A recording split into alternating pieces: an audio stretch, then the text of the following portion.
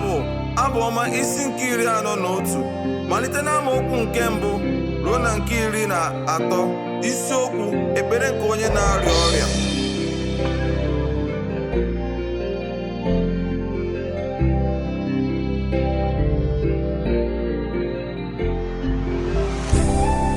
Ihe na-agara nke ọma bụ onye nwere uche na-emeso onye na-enweghị ike.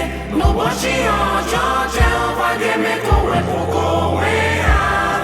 Jehova ga-edebe ya, mee ka ọ dị ndụ.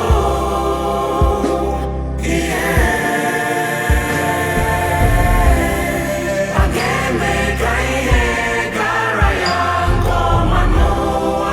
Enyekwala ya n'aka ọchịchọ mkpụrụ obi nke ndị iro ya.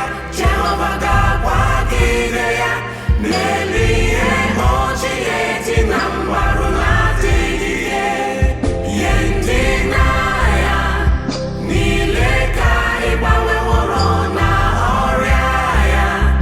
Ma onwe m siri Jehova mere m amara, mere m amara.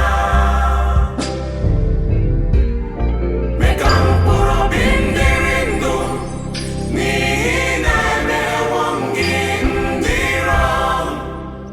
Nekwa ihe ọjọọ banyere m si ọ ga-ahụ. Aha ya ewela n'iyi.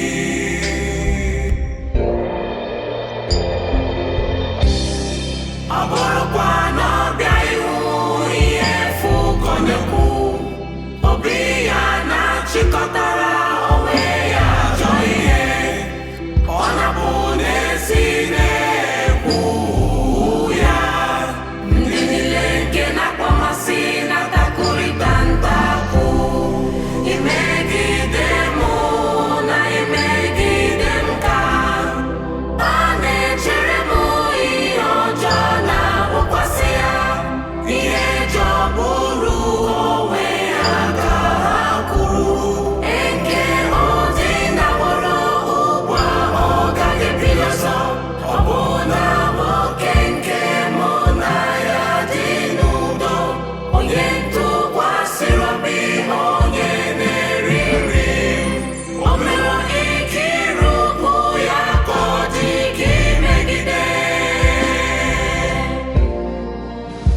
Ma gị onwe gị, Jehova mere m amara, mee ka m niile ka m wee kwụghachi ụgwọ.